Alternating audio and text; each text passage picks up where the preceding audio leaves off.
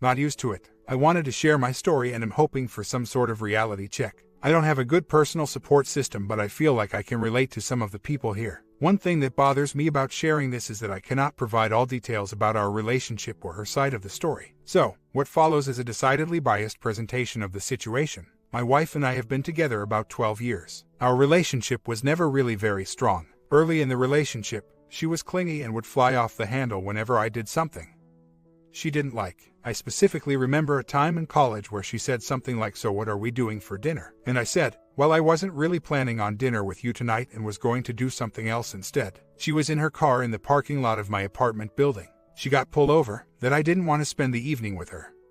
Slammed the car door, literally peeled rubber out of there. I share that story as an intro to the idea that I am unable to share my feelings with her. It's not all her fault, I choose to be this way. There is certainly some personal accountability for being this way. I am always afraid of her reactions. In every situation, I find myself analyzing what she wants out of it.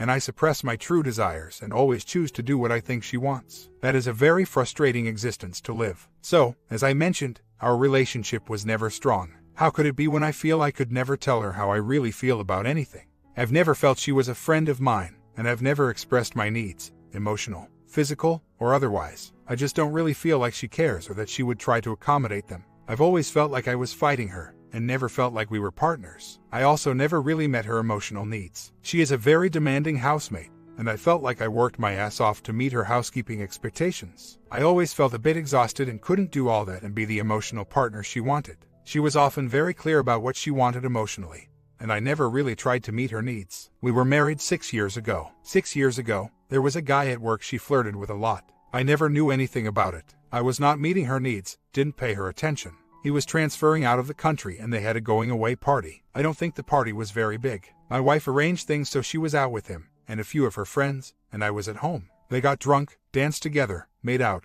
kissed and petted. She drove him back to the hotel, and claims she didn't go in. She didn't come home that night. She said she drove to her friend's house to spend that night, because she was too drunk to drive home. I don't really believe the story she tells about how the night ended. I'm sure you can all imagine what I think really happened. She told me about it the next day. But before she told me, she created a new email address, sent herself pictures of her and him from that night on this new email address, deleted those pictures from our camera, and also goggled his name. Of course, those are things I discovered by snooping. She moved out for a few months. We got back together. Our relationship never really changed. We did some kind counseling. It didn't ever affect how we acted. She never really talked about why it happened. We never set up any boundaries. I never dealt with any of my frustration or anger. A few months ago, she got a new job. Frankly, I was pretty happy about that. She was still working at the place where she had met the other guy, although he was long gone, and I certainly harbored some bad feelings about that place. Our relationship was at a new low. We have 2 kids, 5 and 2-year-old.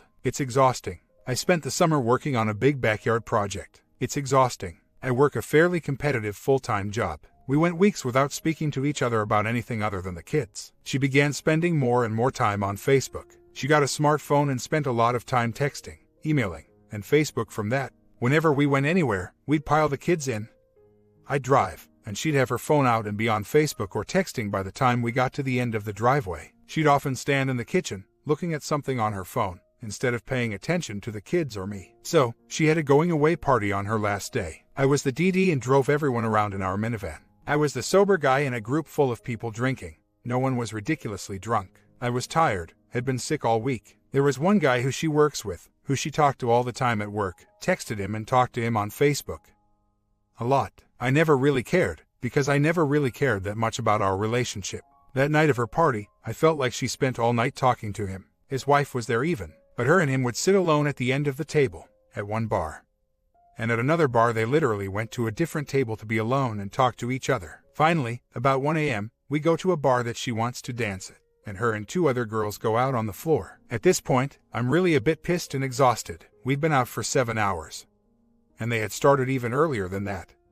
And I'm in no mood to dance. Of course, her friend from work was, so he goes out to dance with them. The equal's not happy. Then I look up and he's walking back to hand me her purse so she can keep dancing. I snapped at that point. I grabbed her, said we are leaving, and we walked out. About 10 steps out of the bar I just blurted out, "You know you cheated on me with these people, right?" We got in the car and I just unloaded on her. I started with our relationship as so ducked up and proceeded from there. She was drunk and didn't say a single word back, and I bet she doesn't remember anything I said. So, we slept in different beds that night, and I was really unhappy about everything. I wanted to know how she felt about things, so I checked her text messages. I found that she was telling one of her friends about how embarrassed she was that we just left, and I just yelled at her about everything. I felt like she didn't understand at all how upset I was about our relationship.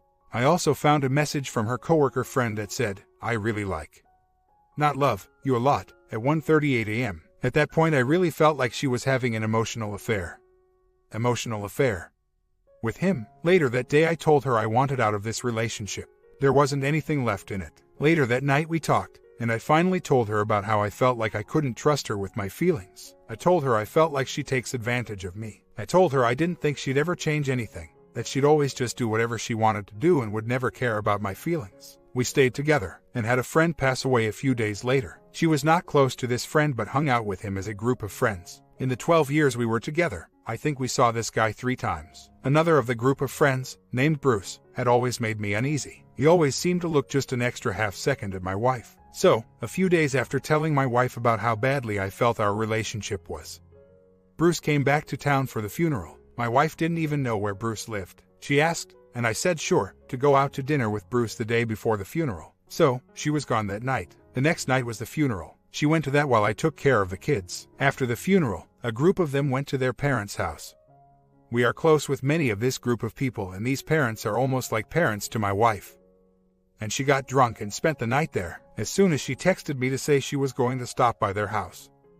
I knew she'd spend the night there. Of course, Bruce was there, and for some reason something felt terribly wrong. I didn't sleep at all that night. I felt like I had been abandoned after finally telling her how I really felt about things. She came home the next day and I was obviously upset about it. She asked me about it and again I regressed and didn't tell her how I really felt. I just said, it bothered me. She never said sorry for not coming home. She never said thanks for taking care of the kids and everything else while I dealt with this situation. Things went downhill fast after that. All my suppressed anger bubbled up. I didn't talk to her, and when we did talk, I just attacked. A few days later I get in her phone again. I found an email to one of her friends where she said Bruce had called her that next day and told her that he wanted to leave his wife to be with my wife. Again, I snapped. Obviously, I was upset. I confronted her and she said she can't control what other people say to her. Things went further downhill. I obsessed about her and Bruce. I obsessed about her and her friend from work. I obsessed about her 6 years ago. I stopped sleeping and eating. Eventually I got help. I went to a therapist who gave me some tools to let some of the anger out. I apologized to my wife. I told her I wanted to be with her. We decided to go to counseling. I changed my view on things. I started trying to meet her emotional needs. Our relationship grew over the course of a month, and interestingly, it was really easy. I liked meeting her needs. Things were great. I was really happy. She was really happy. Unfortunately, that's not the end of the story. She continued to text all the time on her password-protected phone. She continued to spend large amounts of time on Facebook. She continued to log out of her email and Facebook whenever she wasn't using it. She spends large amounts of time on some craft website. I don't feel like she's shown any interest in understanding what my needs might be or how she could meet them. She also continued talking to Bruce. She would talk to him during and after work on the drive home. She would text him and talk to him on Facebook. Of course, she says she just wants to be his friend. But I've also read emails where she admits she likes the attention he pays her, and that she knows I would be mad if I knew she was talking to him. She also said she's had multiple conversations with him regarding his feelings for her. She never told me about anything with him. I had to find it by snooping. She didn't tell me she was still talking to him, but she did know it would upset me. Since then, I had to snoop to find she was still talking to him and confronted her about it. And she says she stopped. I was pretty much able to deal with that. During our last counseling session, we started to get into the thing with Bruce, then ran out of time. Since then, she's spent as much time as ever texting on her phone, spending time on the computer, etc. She knows it bothers me. Again, the trust drained out of me. I don't think she'll do anything to ever protect my feelings, and I don't feel like I can share them with her. I've told her that and she gets defensive, saying I'm blaming her for everything. She rationalized continuing her friendship with Bruce and that she wasn't hiding things from me. She just wasn't telling me things and she doesn't see any problems with that. That was the moment the trust started to go away. The last couple days I just shut down again. She's thrown me out of the house 3 times in the last week. She says she won't stand for being treated like crap, by which she means when I act distant and don't talk to her. She wants the wonderful relationship we had for the last month. I want it too. I want a better relationship though, one where she meets my needs too. Every time we talk about this, it ends up being a "you always blame me" and a "what are you doing to change it? How are you making it better right now?" discussion. lettuce of attacking and lots of defending. She says I'm being irrational. She says I'm not trying. She says I'm treating her like crap. She thinks I'm going through a mental breakdown because I went from perfect husband to I don't trust you husband. This is hard to hear. She tells me it's my fault. I won't give her a chance, that there is something wrong with me. Let me ask you guys this. If there was no physical affair involved, which is what she swears by, I want to R primarily because I can't imagine the thought of my 2-year-old son growing up calling another man daddy. So in pursuit of R, still am unsure of what to do about the past. Let me assume there was Pa with Bruce. You guys feel I need to force her to admit something or prove otherwise? Or do I just draw that line in the sand and move from there? Days later, well, I have called several divorce attorney offices just now. It's lunch hour and I didn't have much luck. We'll continue to pursue. I now believe, as many of you have suggested, my wife and I have been in limbo since the first Pa. 6 long years. I am reading about how to set boundaries. The concept that is not immediately apparent to me is the idea that I am setting the boundaries on myself and not trying to control her, because it feels an awful lot like trying to control her actions is exactly what I want to do. My counselor told me you can only control what you do, and I have faith I'll eventually figure the idea of boundaries out. I feel like a goddamn fool. Yesterday when I was leaving, I told her I'd be staying with my mom for a while. She just emailed me asking if that was still the plan. Is this too harsh of a reply? Are you staying at your mom's? No, I am not going to leave my house because you have a problem with the distance I feel as a result of your actions. If you don't like it, you can leave, but you aren't taking the kids. I wish I could get in to see a lawyer today. I want to do this tonight. Another night unresolved is going to be toxic. I want to be able to put the D papers down right in front of her. Saying, well, I called a bunch of lawyers today and I'm waiting for them to call me back isn't quite the same. Her response is to that email. It's so easy to see how it's trying to manipulate me. And it's so easy to see how setting boundaries solves this. Do you really think it's a healthy atmosphere for our children? Honestly, I am just asking for a couple of days away. When you wanted that, it was fine for you to leave. Now that I am asking you for a break for a couple of days, it's unreasonable. That last one was very interesting. I wrote back I didn't say it was unreasonable. I said no. She's never heard me say no to her before. I was able to make an appointment for this afternoon. She continues to try to manipulate me into not coming home tonight. It's an incredible feeling to do what I want to. I can see exactly where I would have said, oh okay honey, I'll do it your way in the past. I can clearly see the gaslighting for what it is now. In the past it would have confused me and made me waver. No effect whatsoever now. The fit she throws could be huge. While I certainly do not discount the conclusions you guys have come to regarding her as a serial cheater, I do believe that she wants a happy marriage that fulfills her needs. I could see her reading the proposal and calming agreeing to it. Just got back from lawyer. Maybe he's just after my money, but even my lawyer said she doesn't respect my feelings. I mean really, the lawyer said that. Unexpected to say the least. She called my mom and convinced my mom I am having a nervous breakdown. I have to head over to mom's now and explain I'm not crazy, or at least I don't think I am. The situations I've found myself in over the last week are just so bizarre. She called my mom saying I wasn't being myself, and that she thought something was really wrong with me. Also, that she had asked me to leave and I wouldn't. I would go stay with my mom if I left. I didn't bring my mom into it. Obviously, my mom then called me. There is a distant history of bad things in my family and the way she framed it. My mom was very worried. When I went and talked to my mom, I showed her my boundary list. I asked her if there was a single thing on there that was unreasonable or irrational. She agreed there was not. We just got done with our talk. She didn't want to talk, but I insisted we do it anyway. I started by taking full responsibility for my shortcomings in terms of meeting her emotional needs. I then explained that I have the right to have my expectations met in our marriage and shared the list with her. I told her that she did not have to decide right away, but that if she could not promise to meet those expectations, I would file for divorce. I told her I had met with a lawyer who had papers filled out and was waiting for the go-ahead. Her initial reaction was I don't have anything to say, and she tried to go to bed.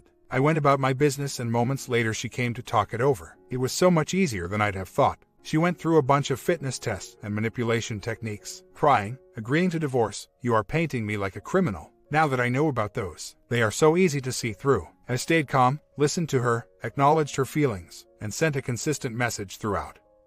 If you cannot meet my expectations in this marriage, I am not going to continue to be married. I made sure it all came back to that, in a calm and deliberate fashion. She seems to have begrudgingly agreed to things. A few sticking points, which I held pretty firm to. All in all, I feel a hell of a lot better and I don't really care what happens from here. I intend to work on my nice guy condition and generally improve my life. If she comes along for the ride, great. If she doesn't, That's great too. I asked her to provide full text logs to prove she was no longer talking to Bruce. That was the big sticking point in our discussion earlier. She kept talking about how I was going to freak out when I saw them because of the volume of them and spun about 7 other reasons not to show them to me. She just delivered them to me along with the message that she had not broken off contact with him and had texted him a number of times since I asked her to stop, and she promised to stop, and she told me she had stopped. It was very hard to keep calm about that, but I also didn't feel like flying off the handle was going to do any good. So, I asked that we shelf the issue for a while. She's upstairs flipping out, the whole "my life sucks" routine. I guess I'm not sure what to think of this. She lied. She lied about not lying.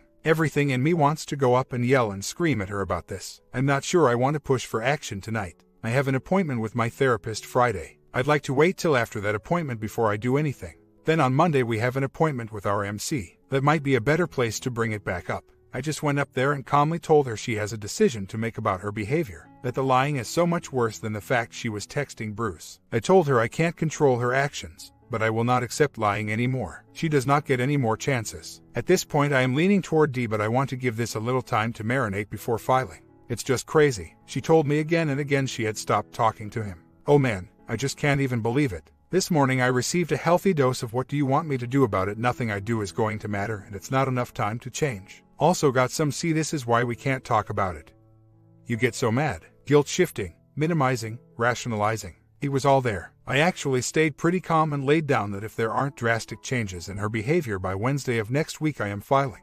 I said again and again, I am not telling her what to do. She can behave how she wants. I don't think I was strong enough on the idea that her behavior will have consequences though. Would like to go back and make sure that got fully stated. This woman could be a great mother and great partner. There is potential. I still consider R she needs to get out of the fog, but D is a much more likely occurrence than it was yesterday at this time. Again, thank you all for looking at the truth. I said in my first response, it was hard to hear. It's hard to be told you are living in a world built around lies and the person you've put so much trust and faith in cares nothing for your feelings.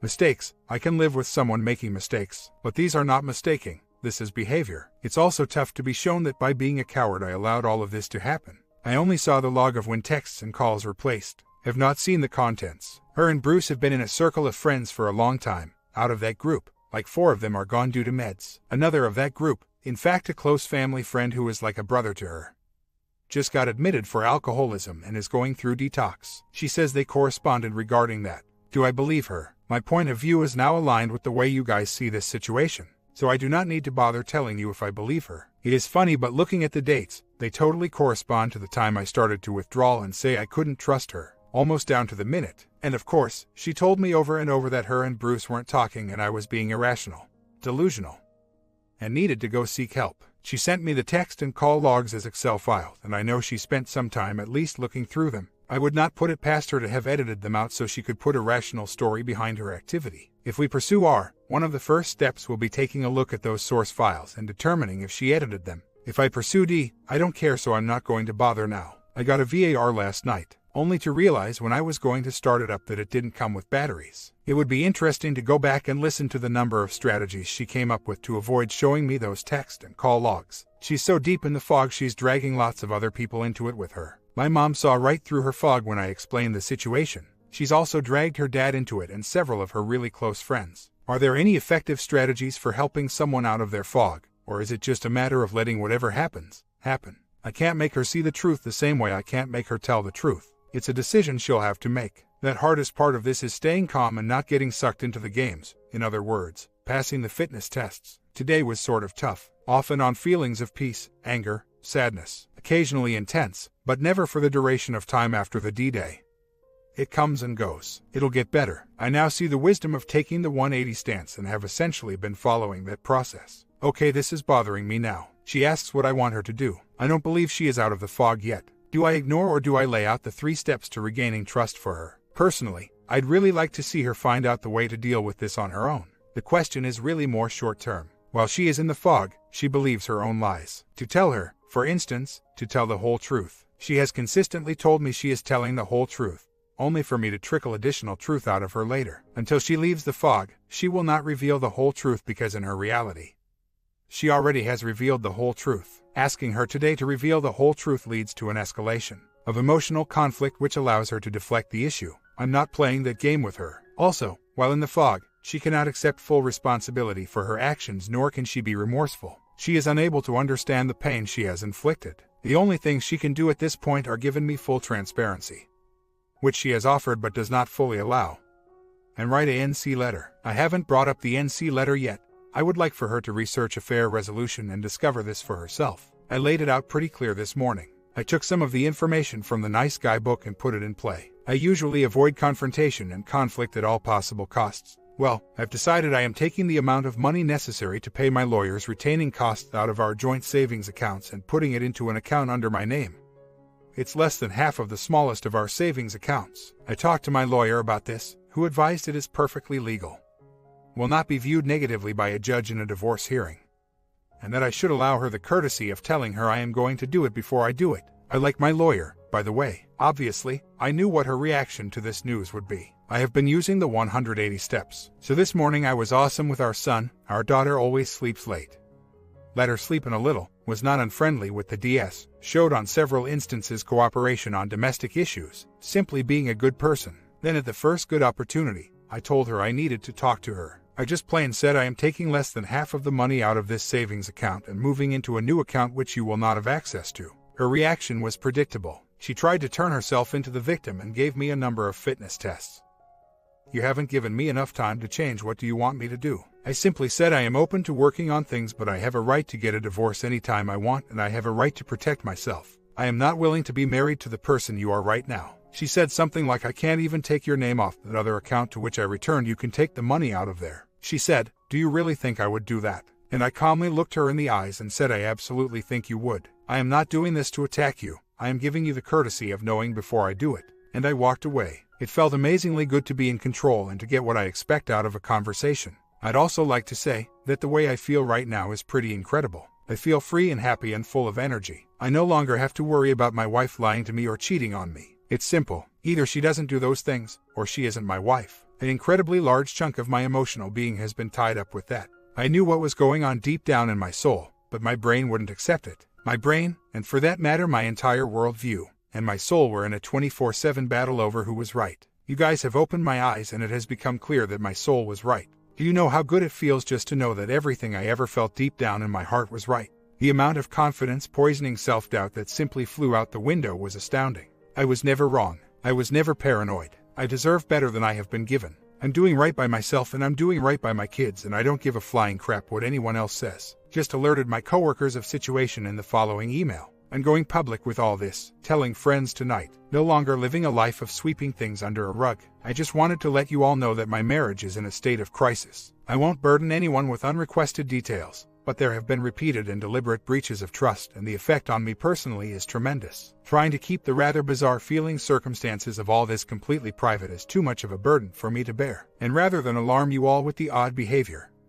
And it doesn't help that my cell phone caller ID shows up as hospital. I'm telling you now, privacy I don't really care about at this point. Divorce is a highly likely outcome. I have been and probably will continue to make and receive phone calls and attend personal meetings regarding this matter over the coming days, weeks, months, years, and ask for your understanding and flexibility. Had a session with my therapist, T, today. It went really awesome. She validated everything I've felt, said, done. I suppose that's her job. T said clearly my wife is not in touch with reality. I'm sure my T already had me pegged as a nice guy who had suppressed his true self. She asked me how it felt to be able to let that out. It feels amazing. The way self-confidence has returned to me so quickly and in such volume is incredible. This may be TMI, but I've never been comfortable walking around naked in the gym locker room. I noticed today when I went to change, I just took off the clothes.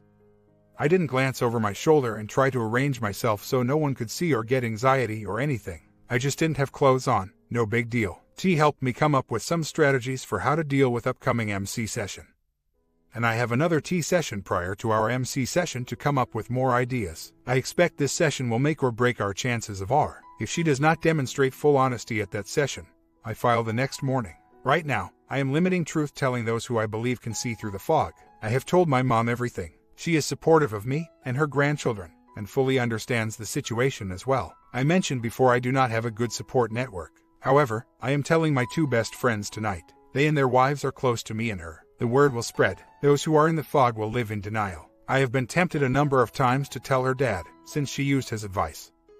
which I do not believe she actually received, or she lied extensively to him to try to convince me I was going insane. She also had a friend who texted me the riot act about how I was treating her and how she deserved better. I have resisted doing that so far. Don't tell her family. I think that's sound advice, because telling them turns into denial, emotional escalation, and all the other tricks she uses herself. Hard to resist though. I do think one of the steps she is going to have to go through is telling these people the truth.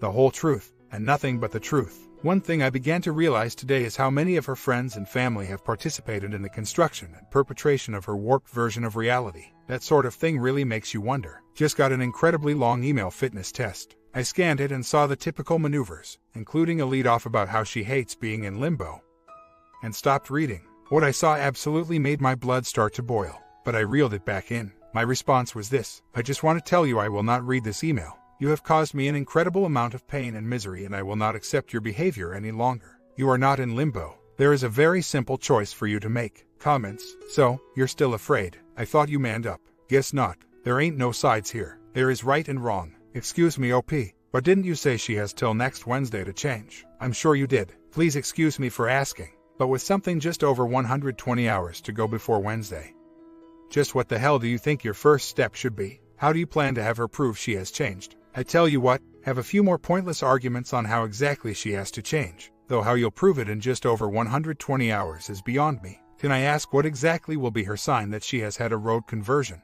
I am afraid you are in your own fog. You just haven't understood yet. Your wife did this to you because she had no respect for you. You have been a beta male your whole relationship. Now you have shown an alpha side to yourself, which is very attractive to her, and I will bet you $100 that that is what attracted her to Bruce. And she is starting to react to it. She is waiting to see if you mean it, or like every other time before, you revert back to beta status. The problem is this: did you think she was the only one who needed to change? OP responds, I'm certainly not afraid, I just don't think it's a wise move right now. I have discovered over the last 6 weeks a lot of things I need to change about myself, and I have also shown the ability to change these things. While it seems rather ludicrous to point to this, I have shown her over the last 6 weeks that I understand how I had failed to meet her needs in the relationship, and some of the destructive behaviors that I participate in for my personal life. I have implemented change and done so consistently. I am, in fact, now the alpha male in this relationship, which means I control how and when things are done. The reveal step, as you are suggesting, is not something that I am doing as a first step. My first step is seeing if she proves a change to honest behavior. Without that, nothing else matters. I will not manipulate her into having honestly. Either she does it of her own free will or I file. I have 2 tests devised for her regarding that issue. I have made sure she is aware of this thread, so in the unlikely event she looks, I'm not telling you what they are. Couple weeks later, I have gone through a lot of ups and downs, but I have to admit I'm really happy with myself right now. I used to be an extreme introvert. I used to walk through a room and literally think to myself, none of these women would ever have any interest in me. I always felt emotionally exhausted, deficient thinking, and was close to no one. By recognizing the ways that I subconsciously sabotage my life and push people away, I've been able to discover self-respect. I feel like I have more energy. I feel happier. I am able to relate to people. I am actually outgoing and find it incredibly easy to have sustained conversations with strangers and friends alike. My work life has improved significantly as I now face conflict and resolve issues rather than finding any way possible to avoid conflict. I feel like a much different person. On the other hand, Christmas was very hard for me. WS and I are attempting R, but sometimes I just can't even be in the same room as her. We wrapped our kids' presents together and I was signing them Mommy and Daddy. It was one of the most difficult experiences in my life. Christmas lunch at my WS grandma's house was torture. I was sitting at the table talking to her 87 or so year old uncle, the nicest, most stand-up guy I've ever met, and I just wanted to scream, do you know what she's done? She's made progress on her end, but I have trouble being patient. I've put an incredible amount of time and effort into changing myself, not for her, but to make myself happier. I watch her just go about her life like nothing happened and put little to no effort into changing herself. She has taken some actions and her views on things have changed from I've never done anything wrong to I did these 2 really bad things but you made marriage suck for the whole time in between, which I did. It's been amazing reading the Nice Guy book and digging deep to understand the way I have been shaped. In 1956 my grandpa X himself, leaving my 2-year-old father to grow up fatherless. I didn't even find out about that family secret until I was 20 years old.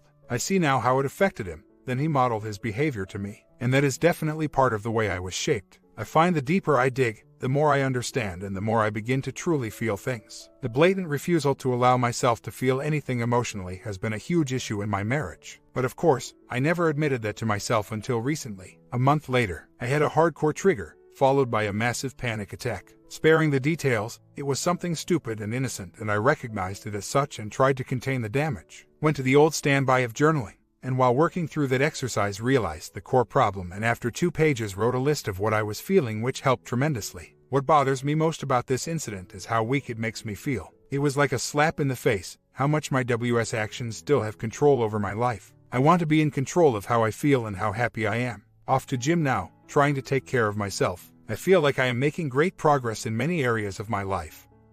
But progress with the WS seems non-existent.